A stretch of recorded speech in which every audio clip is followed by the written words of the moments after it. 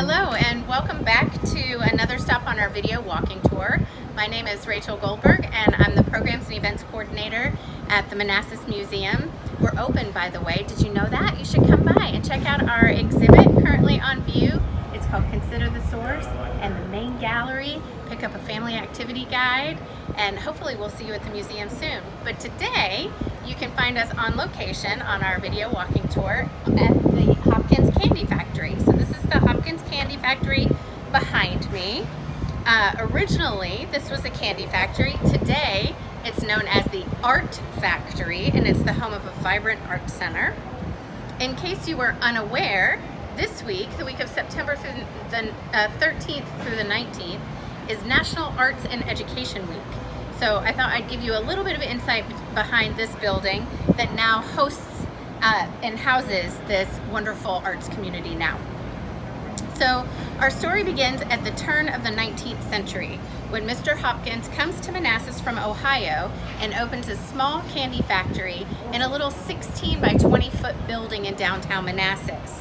His small factory at that point served the region with stick candy, rock candy, peanut bars, and coconut bars. Those were my mom's favorites. Mr. Hopkins was a savvy businessman.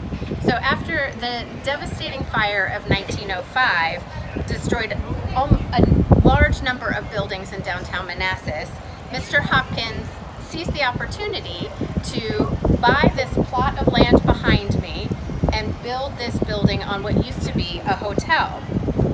So the lot was strategic for a number of reasons in downtown Manassas, but one of those reasons is because, as you can see, he was located right on the railroad tracks, just diagonal from the railroad depot.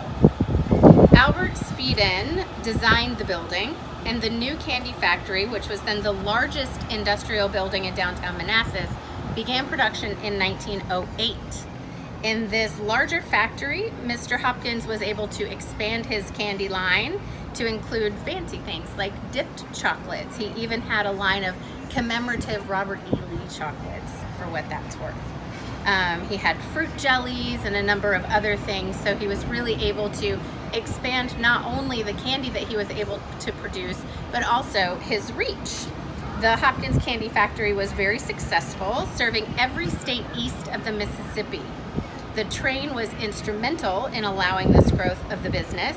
And when you come downtown and you're standing next to the building, if you look across at the depot, I'm not sure if Mary Helen can get this on the camera.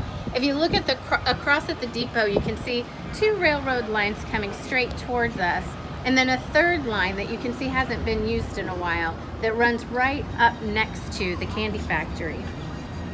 And it was that line that would have stopped in front of these larger windows that you see on the side of the building, and those would have been bays. They would have been loading docks, and so the train would have pulled up right next to the building and offloaded ingredients that Mr. Hopkins was going to turn into deliciousness, and then it would have unloaded candy that would have been distributed all over the eastern United States.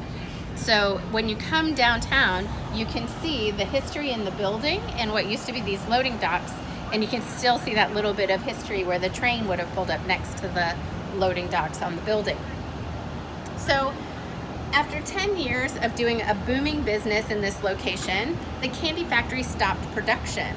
We don't know exactly why it stopped production, but I like to think that it's because Mr. Hopkins had been so successful, he decided to retire.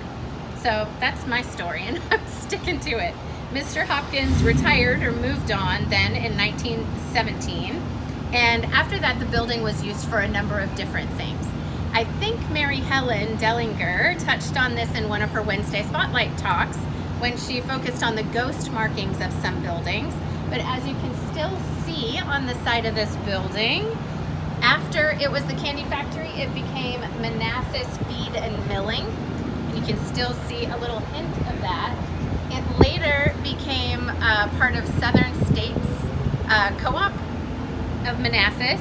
And then lastly, it was owned by the Merchant family, who used it as a tire warehouse for many years. And then in the 1990s, the Merchant family generously donated this building to the city. We did some refurbishing of it, and we now lease it to ARTfactory, also used to be known as the Center for the Arts here in Manassas. So you can still take classes at ARTfactory. You can take classes in person and online. And if you come down, you can also see we have an exhibit inside the building that's dedicated to Mr. Albert Speeden, who is the architect of this building and a number of other different buildings around downtown. So maybe you can come in and peep at the little exhibit that's inside there, and then see if you can find different Speeden buildings around town. Maybe I'll come to you from one of those buildings next time, or the time after that. See you soon.